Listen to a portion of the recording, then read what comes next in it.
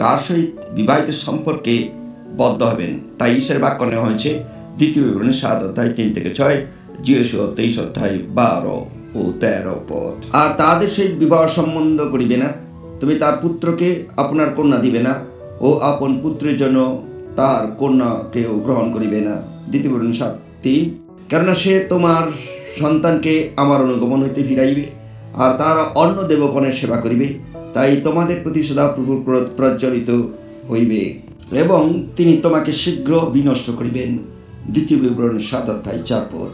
কিন্তু তোমরা তাহাদের প্রতি এইরূপ ব্যবহার করিবে, তাদের যজ্ঞবেদী সকল উৎপাটন করিবে, তাদের স্তম্ভ সকল ভাঙিয়া ফেলিবে, তাদের আসর মূর্তি সকল ছেদন করিবে এবং তাদের খলিত প্রতিমা সকল অগ্নিতে পোড়াইয়া দিবে। কেননা তুমি আপন ঈশ্বর সদাপ্রভুর পবিত্র প্রজা, ভূতলে যত জাতি আছে সে সকলের মধ্যে আপনার নিজস্ব প্রজা করিবার জন্য তোমাদের ঈশ্বর সদাপ্রভু তোমাকে মনোনীত করিয়াছেন। নতুবা যদি কোনো প্রকারে পশ্চাতে ফিরিয়ে যাও এবং এই জাতিগণের শেষ যে লোকেরা তোমাদের অবশিষ্ট আছে তাহাদেরকে আসক্ত হও, তাহাদের সঙ্গে বিবাহ সম্বন্ধ স্থাপন করো এবং তাদের নিকটে তোমাদের ও তোমার নিকটে তাদের সমাগম হয়, তবে নিশ্চয় জানিবে তোমাদের ঈশ্বর সদাপ্রভু তোমাদের দৃষ্টিগোচর হইতে এই জাতিদেরকে আর তাড়াইয়া দিবে না, কিন্তু তারা তোমাদের ফাঁদ ও পাশ ও তোমাদের কক্ষে কোষাঘাত ও তোমাদের চক্ষুর কণ্ঠস্বরূপ হইয়া থাকিবে, যে পর্যন্ত তোমরা এই উত্তম ভূমি হইতে বিনষ্ট না হও, যে ভূমি তোমাদের ঈশ্বর সদাপ্রভু তোমাকে দিয়াছেন। ঈশ্বরের পঠিত বাক্যে শ্রবণে এবং পঠনে আমাদের সকলকে আশীষ দিন। ইন্টাররিলেশনশিপ, অন্য জাতির সঙ্গে সম্পর্কে জড়িয়ে পড়া। এর জন্য ঈশ্বরের বাক্যে কি তিনি বলতে চাইছেন? আমরা কিছু যদি বাংলা সিনেমা দেখি, বাংলা বিশেষ করে ছোট ছোট নাটকে দেখি, বেশিরভাগই দেখা যায় রিলেশন কাটা, এতদিনের রিলেশন কাটা। এই যে রিলেশন, এই রিলেশন কিসের রিলেশন? কই বাবা মায়ের সঙ্গে তো লড়াই হয়, ঝগড়া হয়, কই বলে তো রিলেশন কাটা। কিন্তু যখন কোন যুবক যুবতী তারা কিছুদিন সঙ্গে সম্পর্ক রাখে, তারপর বলে রিলেশন কাটা, রিলেশন ব্রেকআপ, নর্মাল রিলেশন। এখন একটা কৃপণ লোক ছিল, তার নাম হচ্ছে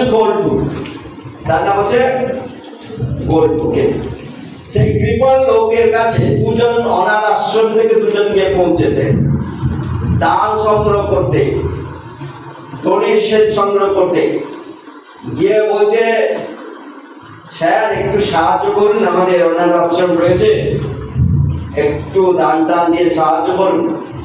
সব কিছু শোনার পরে তিনি বললেন, তোমরা যাও, আমি ঠিক পাঠিয়ে দেব যথাসময়ে। তখন তারা ফিরে চলে এলো। আশা করে পরের দিন কিছু অনাথ বাচ্চাদেরকে সেই আশ্রমে পাঠিয়ে দিল, লিখে দিল, এই দান সকল পাঠালাম, নিশ্চয়ই তোমরা এই দানে তোমরা খুশি থাকবে। সেই লোকটির নাম কি ছিল? গোল্টু। সেই গোল্টু বিয়ের সময় এসে গেছে, বিয়ে হয়েছে, খরচ তো করবে না, কৃপণ, তাই সে এক বিশেষ অফিসে কাজ করে, চাকরি করে। কথা বলতে বলতে একজন বলছে, জানো আমি বিশেষ করে যে বিয়ের পরে যে কি বলে, বিয়ের পরে হ্যানিমুন করতে যাই, সেই বলছে, জানো আমি আমার খরচ বাঁচিয়েছি। একজন কৃপণ বলছে খরচ বাঁচিয়েছি, কি করে? আমি হ্যানিমুন করতে যাই, ওই মেয়েটার এক বন্ধুর সঙ্গে আমি তাকে পাঠিয়ে দিচ্ছি হ্যানিমুন করতে, জানো আমার হাফ খরচ বেঁচে গেছে। তখন বন্ধু বলছে, তুমি কি করলে? এটা কিছু বললো নাকি? আমি বিশেষভাবে আমার চিন্তা বদলেছি যাতে খরচ না হয়। নাকি বলে না, আমি অনেক চিন্তা করে করে করে করে কি করে খরচ বাঁচানো যায় তার জন্য আমি প্রচুর চিন্তায় ছিলাম, কারণ আমার বউ তো ছাড়বে না, তার জন্য আমি আমার বউকে বলে দিয়েছি, আমি যাচ্ছি না, আমি ইন্টারনেটে তোমার কাছে পৌঁছে যাব, কোনো চিন্তা নাই। এখন তুমি এই জায়গায় বসে থাকো, যেখানে যেখানে তুমি বিশেষ করে মঞ্জু চৌধুরী বা তোমার দেখার ইচ্ছা আছে, ঘোরার ইচ্ছা আছে, আমি অনলাইনে তোমার কাছে সব পৌঁছে দিব। তোমার ঘোরা হয়ে যাবে, তুমি দেখে নিতে পারবে, আর আমি অনলাইনে তোমাকে দেখে নিতে পারবে। আমরা ঈশ্বরের পবিত্র বাক্যে রাখার চেষ্টা করি। অনলাইন আমাদেরকে বিভিন্ন ভাবে, বিভিন্ন মানুষ আমাদেরকে বিভিন্ন পথে কনভিন্স করায়, এবং আমরা ভিন্নভাবে ভিন্ন চিন্তায় ঈশ্বর থেকে দূরে সরে যাওয়ার জন্য এরকম অনেক কৃপণ লোক, দুষ্ট লোক, ক্রোধী লোক, যুক্তিবাদী লোক আমাদের পাশে দাঁড়াবে এবং তারা আমাদেরকে ভুল বোঝাবে।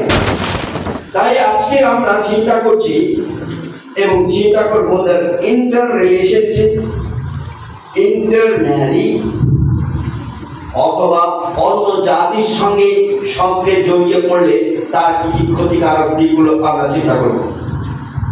কেন ঈশ্বর এই পবিত্র বাক্যে তিনি বাধা দিয়েছেন তার বিশেষ কয়েকটি জায়গায় উল্লেখ করেছে।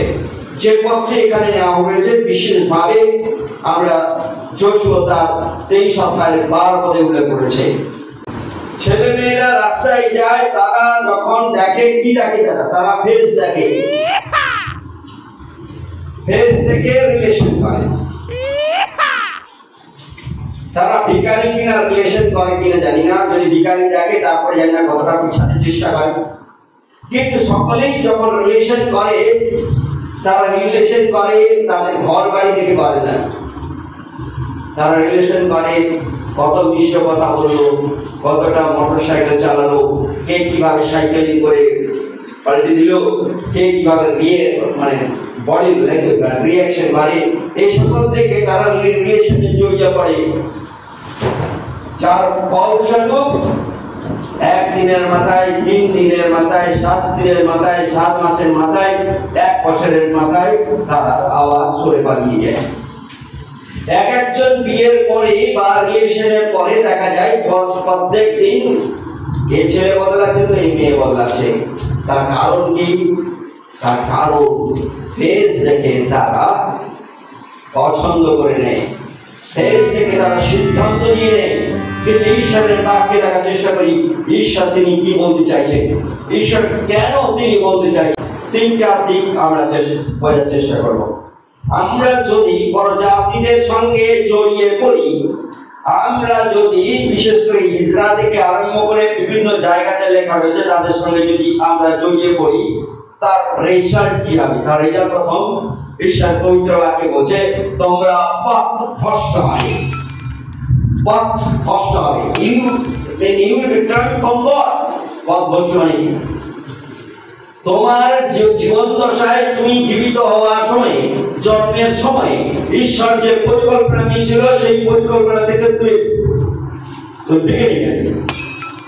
তুমি সেই ঈশ্বরের রাস্তায় তুমি থাকবে না, তুমি কিসে থাকবে? তোমার আনন্দ যাতেই তাতেই তুমি তৃপ্তি করবার জন্য প্রত্যেকদিন নতুন নতুন রাস্তা খোঁজার চেষ্টা করবে। আর যেদিন তুমি তৃপ্তি পাবে না সেদিন তুমি আমার কাছে আসবে। তার ফলস্বরূপ আমরা 13 পদে পড়ে দিয়েছি। ঈশ্বর তিনি আমরা যদি দেখতে পাই যে এই আসক্তটা পথভ্রষ্ট হওয়ার সঙ্গে সঙ্গে কি হবে না, আমরা আসক্ত হব। এক পথ থেকে আরেকটা পথে যাওয়া মানে আসক্ত হবে। তৃতীয় জায়গাতে আমাদের কি ফল হবে না, দ্বিতীয় জায়গাতে তাদের মধ্যে আসক্ত হওয়ার ফলে আমরা অন্তরঙ্গ হব সিমসনের মতো। নিশ্চয়ই আমরা সিমসনের ঘটনা জানি। সিমসন ঈশ্বর বিরোধী ছিলেন, কিন্তু একটা সাংঘাতিক ভুল করেছিলেন, যার ফলস্বরূপ তার জীবিত অবস্থায় মৃত্যু হতে হয়েছে বারংবার, শেষ পর্যন্ত সম্পূর্ণ মৃত্যু বড় জাতিতে দ্বারা মৃত্যু হতে হয়েছে। তার কারণ একটাই, সে এক বিশেষ পতিতাকে প্রেম করত। সে জানতো সেই পতিতা ভরসা নেই, সে জানতো সেই পতিতা ঈশ্বর বিরুদ্ধ মেয়ে নয়, সিমসন এত সাংঘাতিক শক্তিশালী ঈশ্বর বিরু প্রভুর শক্তি তার মধ্যে বিরাজ করছে, তারপরও সেই বিশেষ ভদ্র মহিলাকে ঈশ্বরের পথে আনতে পারেনি। বরং সিমসন নিজেই আশাক্ত হয়ে তার নিজের মাথা নাড়া করতে তার সেই বিশেষ পতিতাকে সাহায্য করেছিল। তাই ঈশ্বরের পবিত্রকে পথভ্রষ্টটা বোঝার চেষ্টা করি। পথভ্রষ্ট মানে হচ্ছে পেছনে চলে যাওয়া। আমার পিতৃপুরুষ যেভাবে ছিল সেই পথে চলে। আমার পিতৃপুরুষ, অনেকে বলে আমরা পিতৃপুরুষরা আমরা অনেক দিন থেকে এইরকম রয়েছি, আমরা থাকবো। আচ্ছা, আমার পিতৃপুরুষরা যারা মাটি ঘরে ছিল, আমরা এখন মাটি ঘরে আছি, কিন্তু মাটি ঘরে আমার পিতৃপুরুষরা ছিল। আমার পিতৃপুরুষরা এই যে লেখি পড়তো, লেখি মানে বুঝি, এইখানে একটু টুকরা কাপড় থাকবে, কোমরে একটা গুমছি থাকবে, একটা ছোট্ট গামছা দিয়ে এরকম করে জড়িয়ে দিত।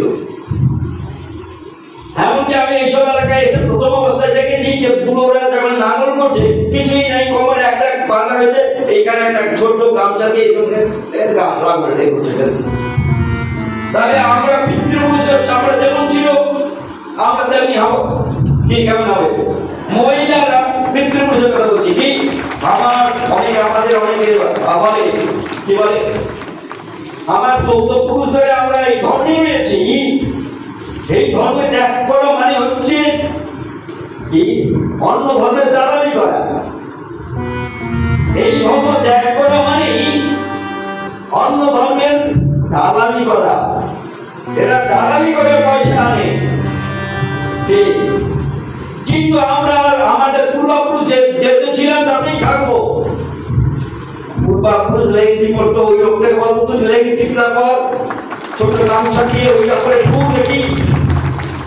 মহিলারা যখন তখন তো ব্লাউজ ছিল না, সায়া ছিল না, একটা কাপড়ে পরে ঘুরতো, ওই তার বউকে পড়ার দেখি।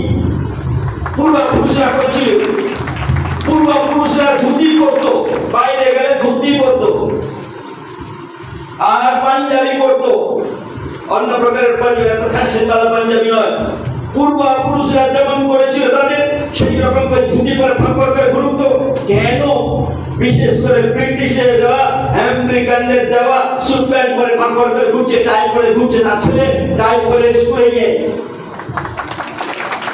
মাথায় রাখি। তার কারণ একটাই,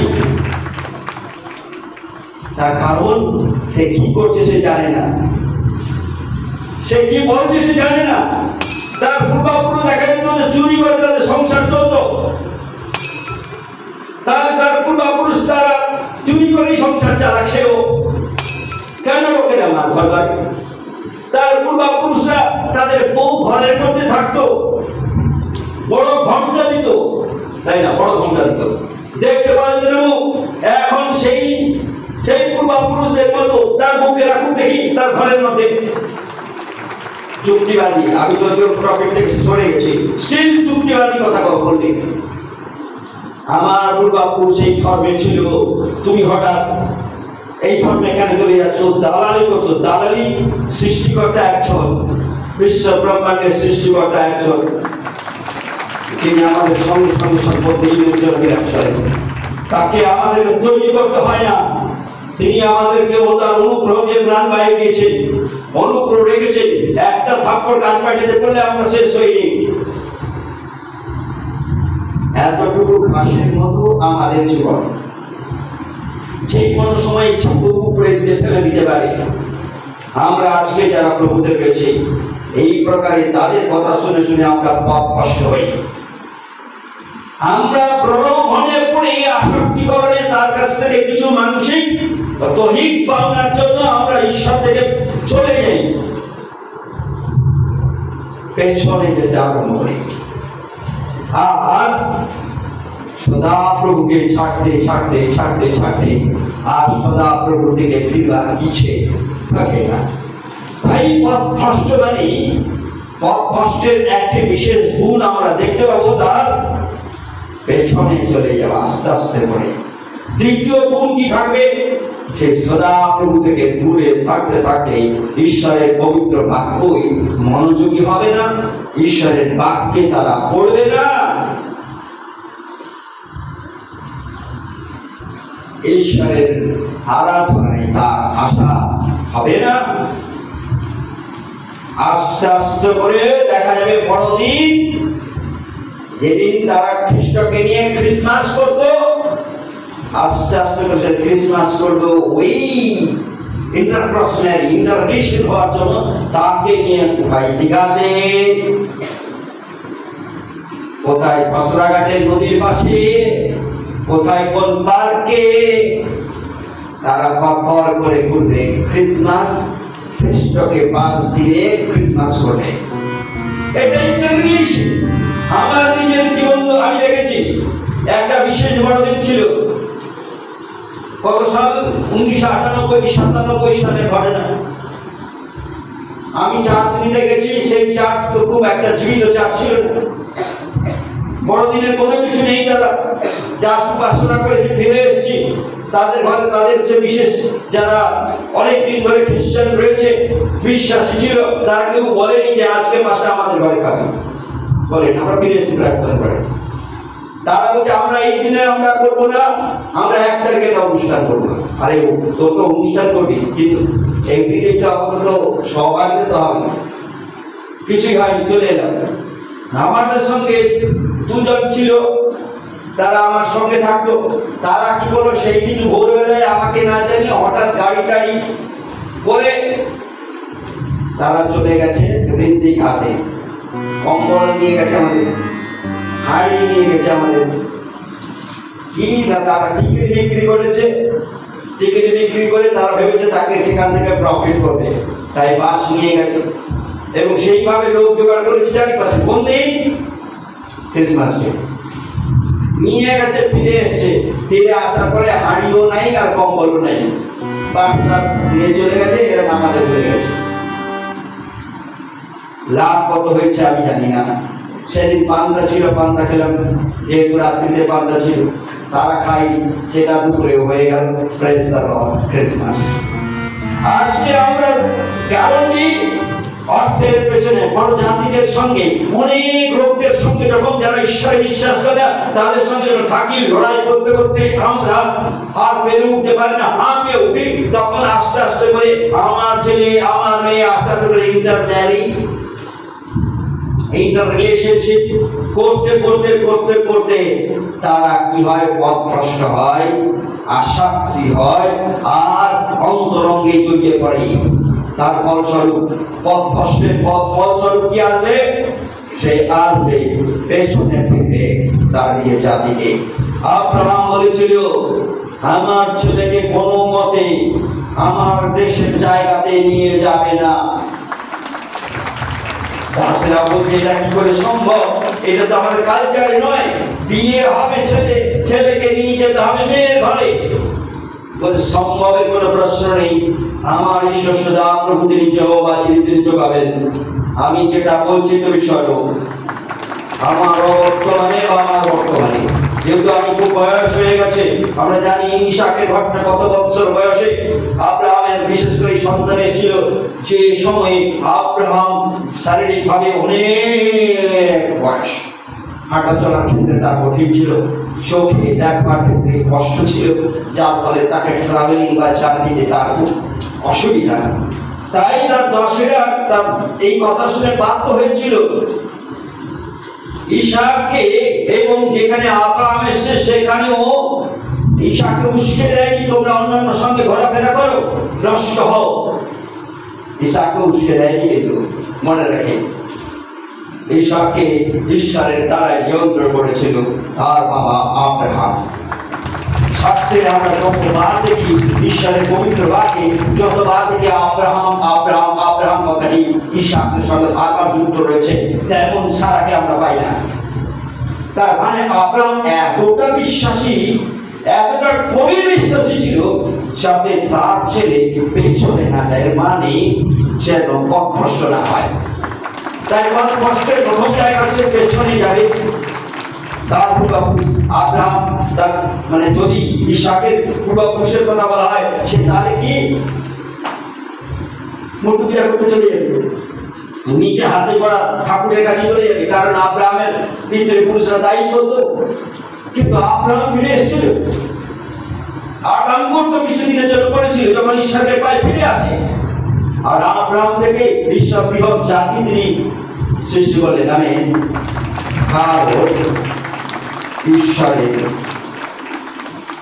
বাক্য অনুসারে তিনি ইন্টার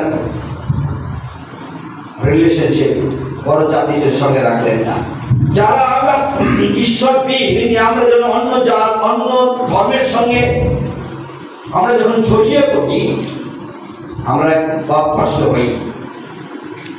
আমার ঈশ্বর সৃষ্টিকর্তাকে আব্বা না বলে আমরা আব্বা কাকে বলবো খুঁজে পাই না, যাকে সামনে পাই আব্বা পাঠাও, আব্বা পাঠাও, আব্বা পাঠাও। যেমন ভিখারিরা, অনেক ভিখারি রয়েছে, বিশেষ করে মহিলা ভিখারি আমি দেখেছি।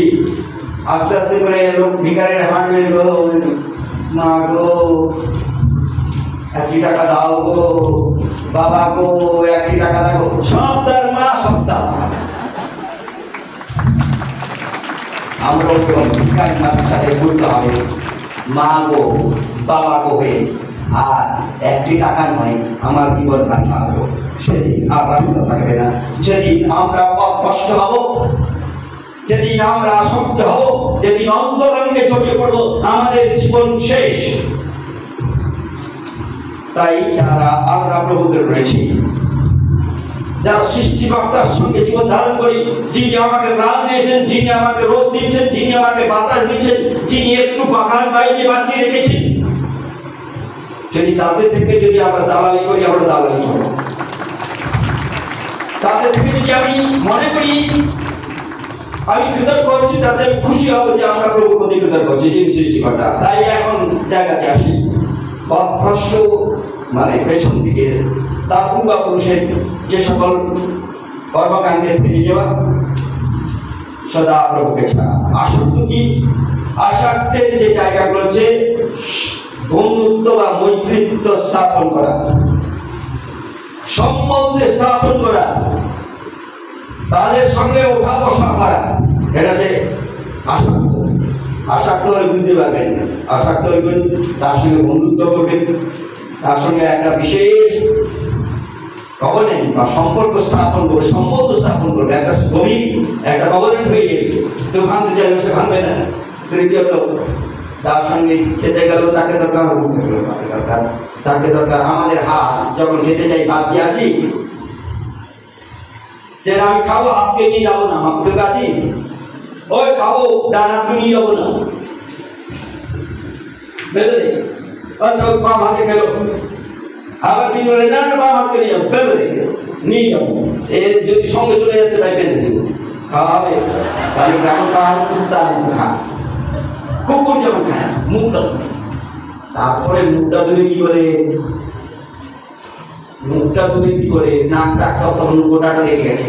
কুকুরের মতো তোমার ছুচালো মুখ নেই, ম্যানেজ করবে। তোমার মুখ তো ফাঁকা মুখ, খেতে গেলেই নাক খাবে আগে, খেতে গেলেই কপাল খাবে আগে, তারপরে খাওয়াটা ধোয়াবে না, কুকুরের মতো খাওয়া করে থাকবে, আবার কেউ ঢেলে দিবে, কুকুরের মতো খাবে, আবার আবার সেই খাবে।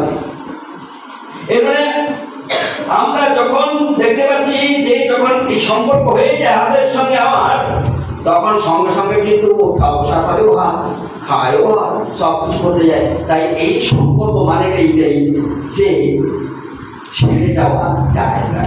তাই অন্তরঙ্গ হওয়ার ফলস্বরূপ কি হবে, তার কি দেখতে পাবো? অন্তরঙ্গ যখন হবে তার মধ্যে দেখতে পাবো সে পরস্পর সহযোগী, মেলামেশা করছে, এ তার ঘরে যায়, এর ঘরে আসে, করতেই থাকে। তাই ঈশ্বরের পবিত্র বাক্যে বলছে, 13 পদে উল্লেখ করেছে, নিশ্চয় জানিবে তোমাদের ঈশ্বর সদাপ্রভু তোমাদের দৃষ্টিগোচর হইতে এই জাতিদিগকে আর তাড়াইয়া দিবেন না, কিন্তু তাহারা তোমাদের ঈশ্বর থেকে তোমাকে আর তাড়াবে না। যাদের সঙ্গে তুমি ওঠা বসা করছো, ইন্টারম্যাটি হয়েছে, ইন্টার রিলেশন হয়েছে, ইন্টার মানে একটা সম্পর্কে জড়িয়ে পড়েছো, তারা আর তোমাকে তাড়াবে না। কি বলে? কিন্তু তাহারা তোমাদের হাত ও পা কণ্টক স্বরূপ হইয়া থাকিবে। তারা তোমার গলার কাঁটা হয়ে থাকবে, দিলেও তুমি কাঁটাটা যাবে না, খেলেও তোমার শান্তি নেই, ঘুমালেও শান্তি নেই, ঘুম আসবে না, কাঁটা হয়ে থাকবে। তারা তোমার কাঁটা হয়ে থাকবে। আবেগের বশত তুমি রিলেশন করেছো, মুখ দেখে তুমি রিলেশন করেছো, ঈশ্বরকে দেখে রিলেশন করবে। একটা সময় আসবে আবেগ কেটে যাওয়ার পরেই ঈশ্বর কিছু করবে না, কিন্তু তোমার এরাই তোমার গলার কাঁটা হয়ে থাকবে। না ঘুরতে পারবে, না বমি করে বের করতে পারবে, তুমি চুপচাপ চোখে চোখ লুকিয়ে কাঁদতে থাকবে। আমরা যারা প্রভু দয়া এবং জীবনকে বাঁচার চেষ্টা করছি, দ্বিতীয় বিবরণে পরিষ্কার এই উল্লেখ করেছে 7 অধ্যায়ে 13 থেকে 6 অংশে পড়ে গেলে আমরা বুঝতে পারবো।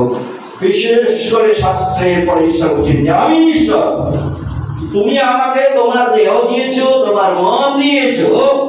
এখন চিন্তা করতে থাকি, আমাকে দেওয়ার পরে তুমি আবার অন্যকে দিচ্ছ, তুমি ব্যভিচার করছো না? তোমার মন আমাকে দিয়েছিলে, তোমার দেহ আমাকে দিয়েছিলে, তোমার চিন্তা আমাকে দিয়েছিলে, সেদিন বলেছিলে আমি তোমাকে প্রেম করি, আমি তোমাকে প্রেম করি। আজকে তুমি কি করেছো? তোমার দৈহিক আনন্দ পাওয়ার জন্য তোমার দেহকে অন্য জনকে দিচ্ছ, অন্যের ধর্মের লোককে দিচ্ছ, যে আমার প্রশংসা করে না, যে আমার গৌরব করে না, যে আমার সৃষ্টির জন্য কৃতজ্ঞ নয়, যে তার শ্বাস বায়ু রয়েছে, তার শ্বাস বায়ুর জন্য সে ধন্যবাদ দেয় না, তার নিজের জীবনের জন্যই ধন্যবাদ দেয় না। তোমাকে ধন্যবাদ দিবে, তোমার দেহকে ভোগ করবে, তোমার উপকার দিবে, তোমাকে সে আনন্দ করবে, তারপরে তোমার জীবনটার জন্য সে ছুঁড়ে তুলে দেবে। শাস্ত্রে তাই ঈশ্বরের পবিত্র বাক্যে তুমি যখন আমাকে জীবন দিয়েছ, আমাকে মন দিয়েছ, তোমার দেহ পবিত্র আত্মার মন্দির দিয়েছ, তাহলে আমার লোককেই তোমার অধিকার দেওয়া উচিত। তুমি না করে তুমি কি করছো? তুমি মুখ দেখে দেখে তুমি বিয়ের সঙ্গে সম্পর্কে জড়িয়ে পড়েছো। ছেলে মেয়েরা যারা বড় হচ্ছে, আমরা রাস্তাঘাটে শুধু ফেস দেখি, সুখ খোঁজার চেষ্টা করি, সুখ খুঁজে আমরা অগ্রাধিকার দিই। সুখ তো তোমার নিজের কাছে। যদি তুমি সঠিকভাবে পড়াশোনা করো, সঠিক পরিশ্রমে ক্রীড়ে করো, ঈশ্বর পরিশ্রমের তোমার ফলস্বরূপ তোমাকে অর্থ দেবে এবং সেই অর্থ তোমার ম্যাটেরিয়াল চালাতে পরিশোধ করবে। তুমি কেন সুখের জন্য অন্যের উপর নির্ভর করতে যাও? ঈশ্বর তোমাকে কি হ্যান্ডিক্যাপ তৈরি করে দিয়েছে? ঈশ্বর তোমাকে কি অযোগ্য তৈরি করে দিয়েছে? ঈশ্বর তোমাকে কি সুন্দর চেহারা এবং শক্তি দেয়নি? তারপরে অকৃতজ্ঞ হয়ে সুখের জন্য সুন্দর একটি মুখ দেখে তুমি দৌড়াতে থাকো, যে তোমার ঈশ্বরের কাছে আসে না, যে প্রত্যেকটি তার হাতে তৈরি করা বিভিন্ন দেবতার কাছে দৌড়ায়। সেও জানে না তার পূর্বপুরুষ কি দেবতা নিয়ে পূজা করত, এখন সে কি দেবতাদের পূজা করছে। আর তাদের সঙ্গে তুমি রিলেশন করছো, আর এর ফলে তুমি পথভ্রষ্ট হবে, আসক্ত হবে এবং অন্তরঙ্গ হবে, যার ফলস্বরূপ দ্বিতীয় বিবরণে 7 অধ্যায় 4 পদে উল্লেখ করেছে, সদাপ্রভুর ক্রোধ তোমার উপর আসবে। আজকে নয়, কালকে নয়, কিন্তু স্বর্গের একটি সময় আসবে, ঈশ্বরের ক্রোধ আসবে। সদাপ্রভুর ক্রোধ গীতসংহিতা তার বিশেষ 20 অধ্যায়ে 7 পদে লেখা রয়েছে। যারা অশ্বসোর শক্তিসোর লড়াই করে, তারা গর্ব করে, তারা তাদের উপর নির্ভর করে, কিন্তু আমরা ঈশ্বরের লোকেরা কার উপর নির্ভর করবো? কারোর উপর নয়, সদাপ্রভুর বিজ্ঞান করবো। আমরা ঈশ্বরের লোকেরা সদাপ্রভুর বিজ্ঞান করবো, লড়াই করবো নয়। আজ আজকে যারা আমরা প্রভুত্ব রয়েছি, সদাপ্রভুর ক্রোধ দ্বিতীয় বিবরণ 7 অধ্যায় 4 পদে লেখা রয়েছে, যারা রিলেশন করে, ইন্টারম্যারি হয়, যারা ঈশ্বরকে জানার পরে, ঈশ্বরকে নেওয়ার পরে, ঈশ্বরকে প্রেম করার পরে নিজের দেহ মন যৌবন সবেতে একটা অন্য ধর্মের লোকের কাছে, বড় জাতির কাছে, যারা তার নিজের শ্বাসবায়ুর জন্য ঈশ্বরকে ধন্যবাদ জানান, যিনি তার শ্বাসবায়ু দিয়েছেন। তার সুন্দর দেহ এক ছোট বাচ্চা থেকে আস্তে আস্তে করে বড় করা, কিভাবে বড় হয় জানে না, যে এই প্রকৃতি, যে ঈশ্বর সাধারণভাবে বৃদ্ধি করায় তার প্রতি সে কৃতজ্ঞ নয়। একটা মাটির পুতুল, পাথর, শাল গাছ আর অন্যান্য গাছের প্রতি, শাল গাছ জীবন দেয়, শাল গাছ তো প্রত্যেকদিন লোক কাটে।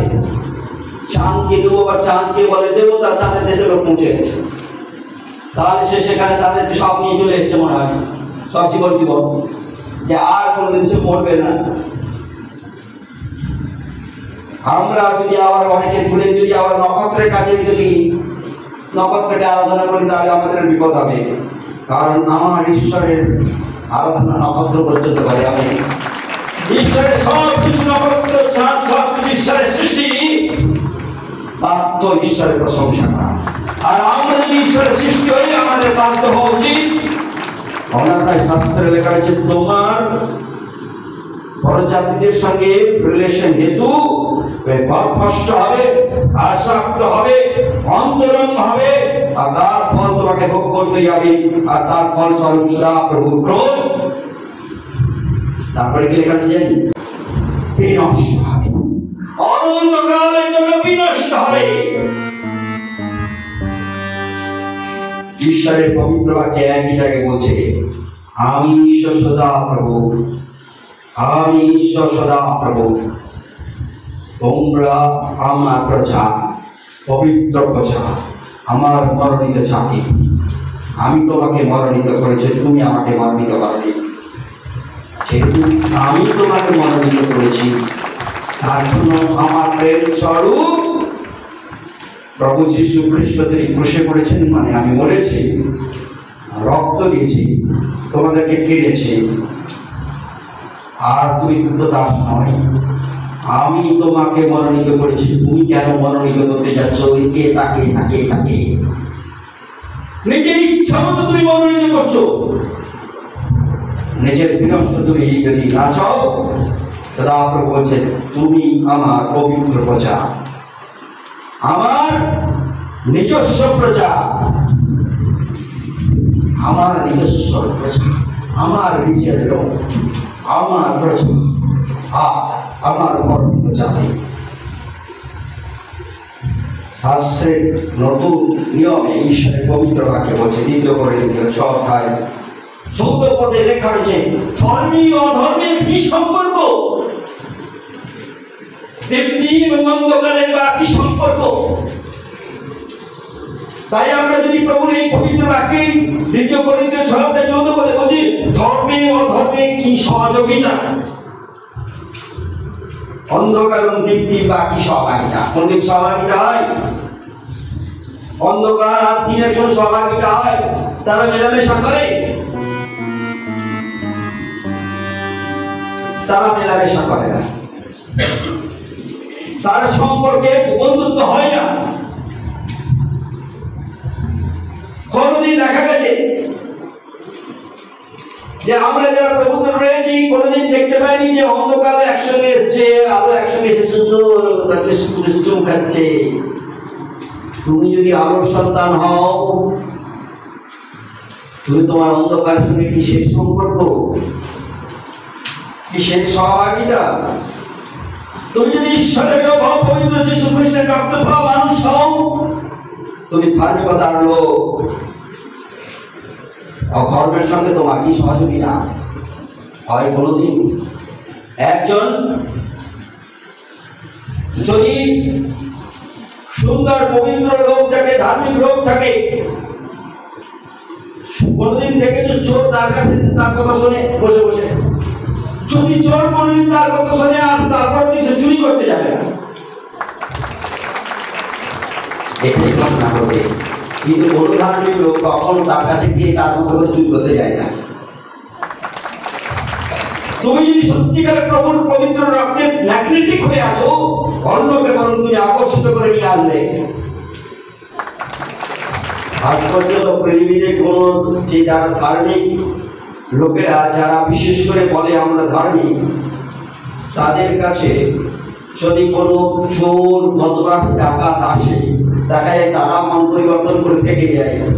কিন্তু যে লোকটি বারবার কথা বলছে, ধার্মিকতার কথা বলছে, সে গিয়ে চোরের সঙ্গে কিন্তু চুরি করতে যায় না। মনে রাখুন, এটাই পার্থক্য।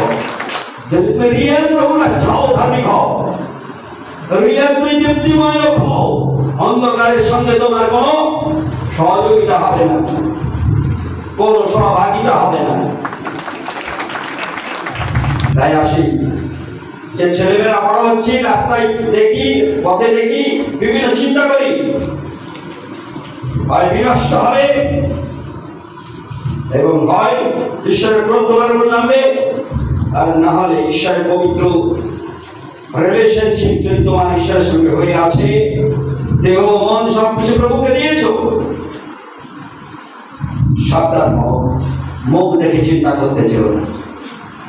আগে চিন্তা করো সে কোন জায়গায় কোন প্রভুতে তার গমনাগমন হয়, সে কোন প্রভুর সঙ্গে তার ওঠা বসা হয়, সে কোন লোকদের সঙ্গে তার চলাফেরা হয়, তার সহভাগিতা সহযোগিতা কোথায় আসে, তার আসক্তিকরণ কোথায়, তার অন্তরঙ্গ কোথায়, সে ঈশ্বর থেকে পথভ্রষ্ট নাকি আগে পরিষ্কার হওয়া দরকার রয়েছে।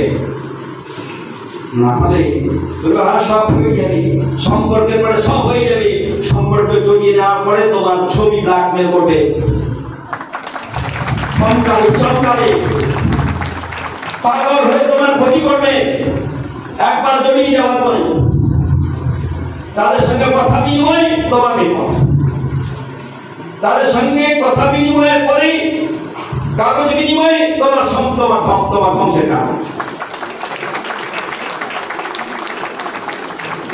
কথা বিনিময়, কাগজ বিনিময়, তারপরে শরীর বিনিময়, আর তুমি কোনদিনের জন্য ফিরতে পারবে না।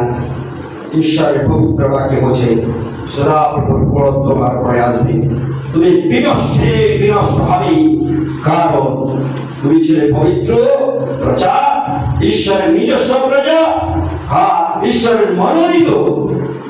আজ তো তুমি মনোনীতকে তুমি কি করেছো? তিরস্কার করেছো, ধিক্কার দিয়েছো তোমার একটু লাভের জন্য।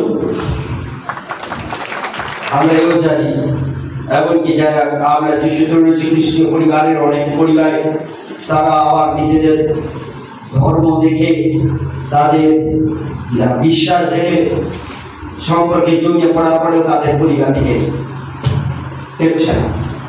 তার কারণ এখানেও একটা কোনো সিক্রেট ব্যাপার রয়েছে। সিক্রেটটা একটাই, সত্য সদা প্রভুর কাছে তারা প্রভুর মতো আচরণ না করা হেতু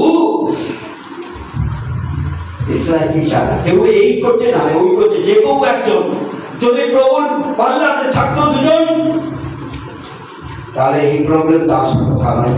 কোথাও প্রবলেম হচ্ছে জাগতিকতা তাদেরকে পথভ্রষ্ট করছে। জাগতিকতা ঈশ্বরের আসক্ত থেকে জাগতিকের আসক্ত করেছে। জাগতিকতা তাদের ঈশ্বরের অন্তরঙ্গের সঙ্গে না থেকে জাগতিকতায় অন্তরণ করছে, যার ফলস্বরূপ ভোগ করতেই হবে, তার রেজাল্ট পেতেই হবে।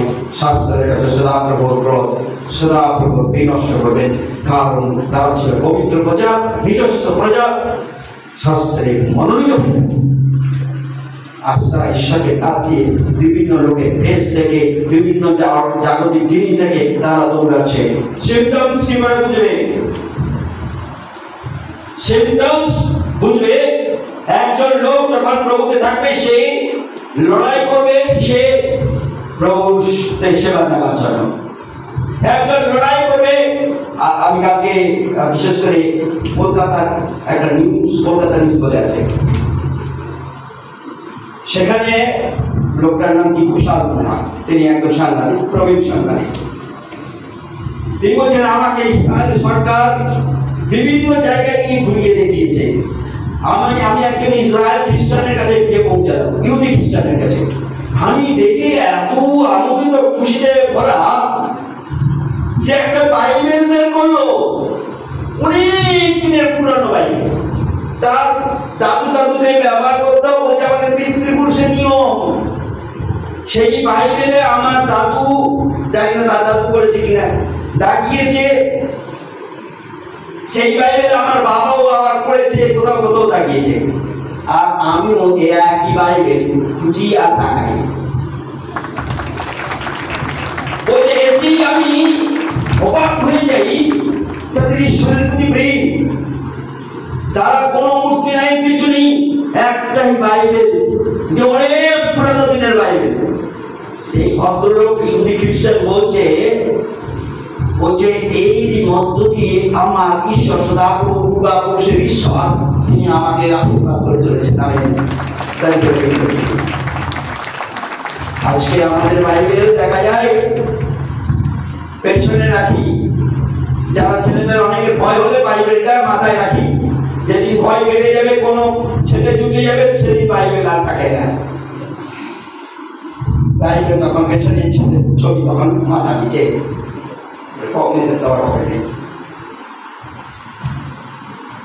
আর আসক্ত হয়ে যায়, কখন আসক্ত? অজান্তে আসক্ত হয়ে যাই, অজান্তে উত্তরূপ হয়ে যাই, অজান্তে আমরা পথভ্রষ্ট হয়ে যাই, অজান্তে কিন্তু আবেগ আস্তে আস্তে করে আমাদের ফেলে নিয়ে যায়। এইটাই হচ্ছে শয়তানের চালাকি, এটাই হচ্ছে আমাদের মানসিক বল। তাই আসি, যদি ইন্টারভিউশন না চাই তাহলে প্রভু আমাদের কাছে, আর যদি ইন্টারভিউশন বা বড় জাতিদের সঙ্গে সম্পর্কে জড়িয়ে পড়তে চাই, ঈশ্বর আমাদের পক্ষে কোনোদিন চলে থাকবে না। আমাদের পক্ষে থাকবে ঈশ্বরের ক্রোধ আর বিনাশ। তাই ছেলে মেয়েরা, এটা ব্রেন ওয়াশ নয়, জীবন যদি চাও, যে জীবনের জন্য প্রভু তিনি রক্ত দিয়েছে, যে জীবনে তোমার অনন্তকালের জন্য তিনি আনন্দ এবং শান্তি দেওয়ার জন্য জায়গা সুসমাচারে প্রভু যীশু খ্রিস্ট প্রতিজ্ঞাবদ্ধ হয়েছেন, আমি যাচ্ছি তোমাদের জন্য স্থান প্রস্তুত করতে। সেই জায়গায় যদি নিশ্চিত হতে চাও, এটা রিলেশন থেকে নিজেকে সরিয়ে রাখো।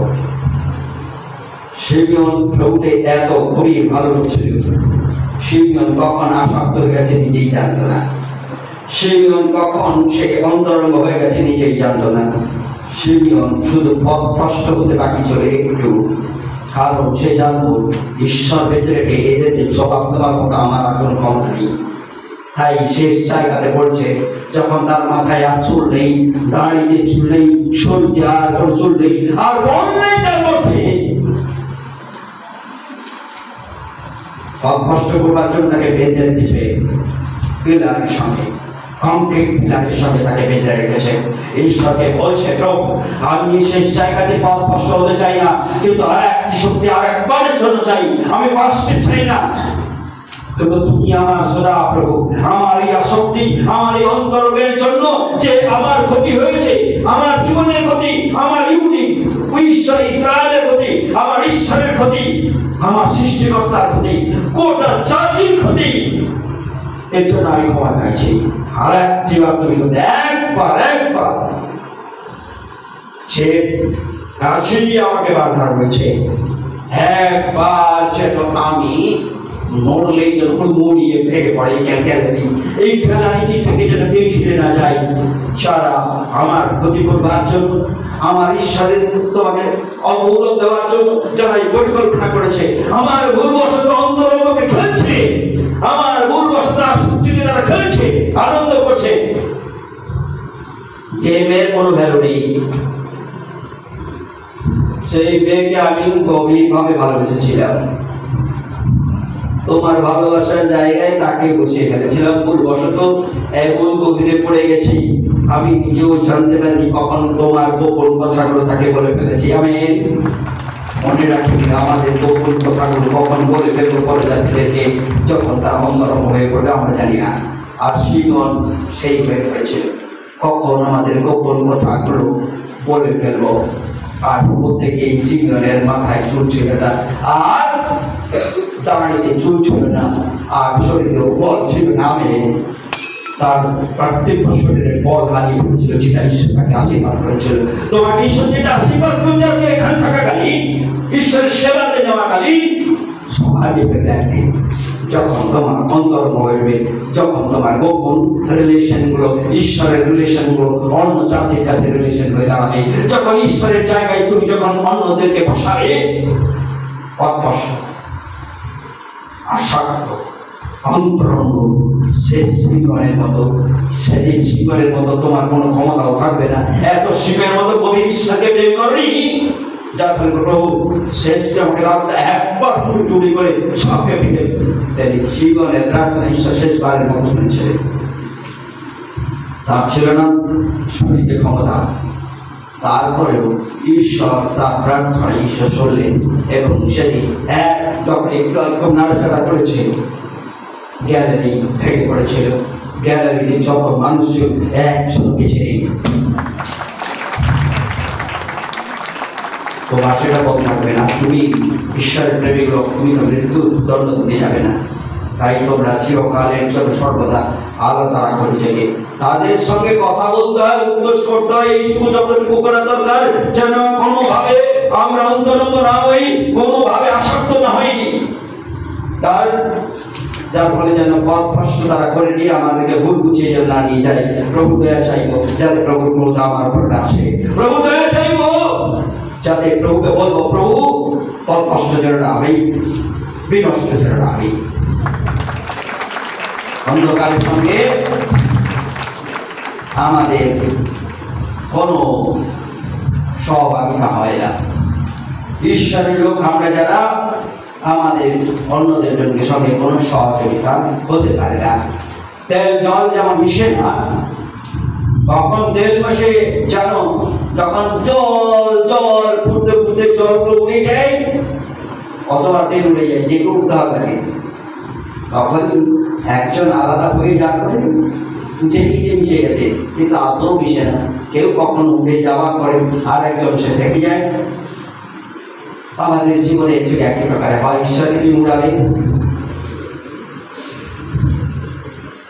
আর না হয় নিজেদের সৃষ্টির সকল এই সকল জায়গাগুলোকে উড়াবে। কোনটা আজকে তোমরা পছন্দ করো, কোনটা চাও? ঈশ্বরকে, যে ঈশ্বরকে চাও সকল সময় মাথা থেকে চিন্তা বাইরে রেখো। ইন্টার ম্যারেজ, পরজাতিদের সঙ্গে বিবাহ সম্পর্ক ঈশ্বর এটা মানে না, ঈশ্বরের বাক্য মানে না। আমরা যারা প্রভু ধরেছি মানি না, বরং সিঙ্গেল থাকাই ভালো। নিজের জীবনকে নরকে ঠেলে দেওয়া ভালো নয়, নিজের জীবনকে অনন্তকালের জন্য বিনষ্টে ঠেলে দেওয়া ভালো নয়। তার তোমার বংশ যেটা আসবে, কি আসবে সেটা আছে তোমার কাছ থেকে যে বংশটি তৈরি হবে, সে বংশ কিন্তু বিনষ্টের বংশ হবে। ঈশ্বর তাদেরকে বিনষ্ট করবে, ঈশ্বর তাদেরকে সদাপ্রভু ক্রোধ তাদের উপরে আসবে। কারণ তার মা বাবার জন্য ক্রোধ আসতেই হবে। তার মা বাবা ঈশ্বরকে ঠকিয়েছে, ঈশ্বর থেকে চলে গিয়ে অন্তরঙ্গ হয়েছে, ঈশ্বর থেকে চলে গিয়ে পথভ্রষ্ট হয়েছে, ঈশ্বর থেকে চলে গিয়ে আসক্তি হয়েছে। তার আসক্তির ফল তাকে তার ছেলেগুলোকে ভোগ করতেই হবে। বারংবার ইসরায়েল যখন ভোগ করছে,